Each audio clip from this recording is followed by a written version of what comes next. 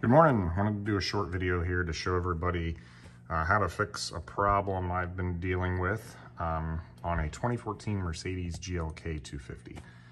So word on the street, this is actually a problem that impacts multiple Mercedes models, but we just started dealing with it this week. And the issue is that the tilt on the steering column, your little knob here, does not allow the steering wheel to go up and down. The telescoping still works, the in and out. See the in and out? And the up and down was not working. Now, I've actually already fixed it in this case, but I figured I should show everybody what the issue was with ours so that hopefully other people can fix the issue themselves. But one of the things that I should have actually captured before fixing it was the sound, because the sound that the steering column is making will help you determine what the root cause. Like there are multiple different root causes, because some people complain that say that they can't hear any noises. Some people say that they hear a gear spinning noise or a motor spinning noise, and then some of the other videos that I've listened to, you can hear a clicking, which that's what ours was. So the sound that you're experiencing will help you determine the actual root cause. In our case, it was more of a clicking sound. So when you would click the down button for the tilt, you would hear sort of like a click slash clunk. So you could tell that the motors were still getting power. It wasn't a fuse issue. And you could tell that it seemed like the motor was under load, so it probably wasn't a stripped gear issue. Instead, it sounded like something was bound up. Now, we started noticing some videos on YouTube and people claiming that you could just whack on the steering wheel to fix this, which I tried, and I mean, maybe if you took a heavy hammer, you could get it to come loose, but it wasn't working for me. So started digging under the steering column to see what we could see, to see how this thing works, to maybe see if there was a less brute force way of fixing this, or perhaps a way of fixing it properly so that the issue doesn't come back. So just jump right into it here. Now, I've already taken the cover off under the dashboard here, and I'll show you how to put that back on. It's actually not that difficult. But if you go up underneath the steering column here, and pardon the terrible camera angles, you will see this little flexible rod. And it is going, try to move this wire out of the way, it's going between an electrical motor on this side, and then way up underneath the steering column here, there's a worm gear, or a bolt basically. And so this flexible rod that hopefully you can see turns that worm, and the black plastic piece, again, let me try and point to it, this black plastic piece right here, the threads turn inside of that as well as up in the steering column way up in there, and that is what actually causes the up and down motion. So let me try and demonstrate it here for you. You can see it spinning, and that's how the column moves. That's what moves it up and down. So now when I dug underneath here, initially, this rod, you could see the flexible rod was just like bending, and the motor was clunking when you'd hit the switch. So something was bound up, and it appeared to be bound up in this block where the threaded rod spins inside this. Now this here looks to be the locking nut, and it seemed to be tight. So I backed that off a little bit. That was 13 millimeters, just a little bit, maybe half a turn. And then also I put more lube on this threaded rod to try and help that. That alone didn't seem to break it loose. However, so what I did is I took a small wrench, or rather a small set of pliers on this, and I just kind of, on this part right here, and just kind of wiggled it while turning the motor, while hitting the telescoping switch. And that popped it loose almost immediately, and it started to turn fine. So I extended the telescoping all the way, not the telescoping, but the tilt rather, so that as much of those threads are exposed as possible. Sprayed some motorcycle chain lube on it, a wax type, because I figured that would be the least likely to collect dust and make a mess.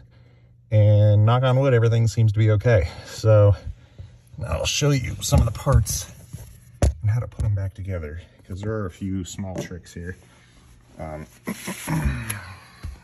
second. All right, so back to showing the reassembly of this. It is not rocket surgery, but there are a couple little tricks to doing this that'll make your life easier if you know it ahead of time, which is pretty typical for German cars. So just to have a few tricks, if you will. So this is the decorative / sound deadening panel that goes above your feet. I'll try and tuck it in here, and I'm going to try and hold the phone stationary at the same time. Now, one of the things to note here that made my life easier with the reassembly was I moved the seat all the way back. That gave me a lot more room to work. And I also pressed the parking brake down. I'm trying to see that right here. I just pressed the parking brake pedal down so that you could get this panel in and out a little bit easier. So let's try and tuck this up in. I'm going to use the steering wheel actually, which remember you'll need your key to use the steering wheel functions. There we go. Hopefully that helps to hold this camera in a way that you all can see what I'm doing. All right, so I'm gonna have to do this in a couple different steps and set the phone down. But in any case, this is your hood release latch. And then you've also got the cable here for your OBD2 port. So step one with the reassembly here is to kind of get this panel in approximately the right position. And then you feed the port down through and you feed the switch this way. You kind of take the red latch, tuck it down under, and then you have to pretend to open it. Okay, I lied. Do not tuck it down under. Take this, push it down in this way, and you pull it through. It pulls through and it'll be on the bottom now. And then I'll show you how to screw that back together. Also up at the top, I'm gonna make sure this cable, this is pretty terrible from a camera angle standpoint, but you want to make sure that this here clips the slot here. You can see here that there's a slot right here and a couple little bumps to help hold this, to line this thing up. You have to take your plastic piece and line it up with that. That was not nearly as hard as it looked. It would be way easier if I wasn't trying to hold a camera. Okay, so I would just let the OBD2 cable dangle through for the time being, and let's try and shove this thing in. Now, I think there's a clip back here, but you will need to, this right here. You want to make sure that that clips onto the correct spot. Otherwise, this is honestly not that hard. It's like a million times easier than I would expect, actually. And push it up right here, make sure that this part catches on. And this, you want to make sure it's not like snagging on these wires back in this corner. Try and get that to tuck nicely. And there we go. Okay, so the next step here is putting back your OBD2 cover. So in order to pull the cable through the hole in the bottom of this pan, this part needs to come off of the cable itself. It's too big to fit through together. So what's important is this here. Hopefully you can see it. This little thing slides, and it's actually not hard to slide it. There is a spot here for your fingers to grab it. Just slide it out. That's how you unlock this electrical connector so that it can come out. So let's try and assemble this. Hopefully not making you guys sick. So yeah, that was surprisingly easy. Push it in, clip it like that, back to business. Next, shove this up in here. And you will hear a little click. There's a clocking. I've already got it in, but it only goes in one way correctly. There's a little notch on this side that helps it to line up. All right, so that's done. That's pretty easy. So let's get our hardware attached. So it's a T20 Torx bit. For reassembly, I'm going to use a little hand screwdriver to do this, or a hand driver, not a large powered tool, because I don't want to strip this. But I'll start it by hand, each screw. Let's try and put this somewhere that works better. This flashlight.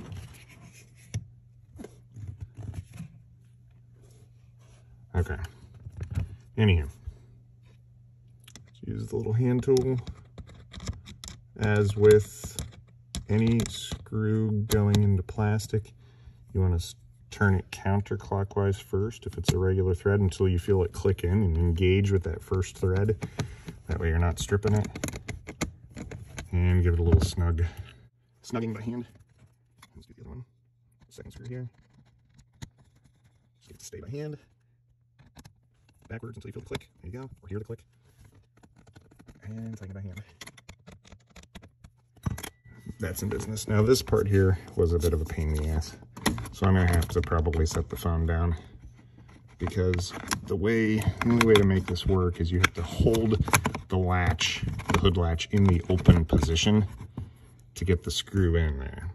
You'll see if you go up underneath the screw hole, but the only way to access it that I could see was to actually hold it open. So I'm going to have to put the phone down for this. Okay, so back to it here. I actually found that you can get a screwdriver on this with the latch closed, but it's not super easy. I still found it easier to turn the latch back, but that was definitely by far the hardest part of this. All right, so last step here is to put these trim screws back in. They're the T20 Torx with a little washer. They're also the longest screws that you're going to use. Again, with any of these screws that you're doing in this project, I'd recommend you start them by hand with a regular screwdriver or a hand tool, not a power tool, just to make sure they get started right. Also, this area here, you want to make sure that this is lined up nicely so that it looks nice and so that you don't crack anything. And once we are all lined up, just run them up. Now for disassembly, I did use a little power tool on this though, with a clutch setting so that it didn't strip them, but it did make fast work of the disassembly process. All right, and that is really all there is to it. Let's do a quick check here, make sure that this still works. Yep, I'm turning the ignition back on. There we go. Oh, it's a great feeling. All right, so while you're down here, it's nice to try and give a good cleanup of your, vacuum things nicely. I wiped down the brake pedal arm and the emergency brake pedal arm, some of these areas that you don't normally get to. Same with back in here behind the gas pedal. It was a nice time to try and clean that up and vacuum it up nicely. So, all right, it was actually not that bad for this specific type of root cause for this issue. All right, well, while we're at it, let's run through the tools that I used. So, little magnetic tray, Phillips screw, as well as a T20, a little power screwdriver to make removing the fasteners fast and easy, a little bit driver for those during the reassembly process, flashlight, little flathead screwdriver made removing the OBD2 port a little easier because there are some clips you kind of have to pry when you're disassembling. Reassembly, it snaps back in place, but disassembly is a little bit harder. Channel lock pliers. These are what I used to by hand spin that rod, the shaft that was sticking, just to kind of clamp onto it and shake it a little bit. That was all it took. It was not hard. I actually did not use the needle nose pliers, but that was an alternate to these if you can't get access. And then a small 13mm wrench to help with loosening that nut. Like a half turn is all I had to do. So, and I suspect that nut tightening is actually the real root cause of the problem down there. I suspect that there's that the lock nut is working its way tighter over time, and maybe that's part of the problem. The last thing here was some lube. I used some motorcycle chain wax because it's not super messy, and a little paper towel because you're gonna get some grease on your hands. That is all, folks. Hopefully this works for you. Apologies again for the terrible camera angles. It's not easy to get a film down or a video down there, and I don't really have any fancy camera equipment. I'm just using my phone. But in any case, wanted to share this with everyone. Have a good day and thank you. Bye.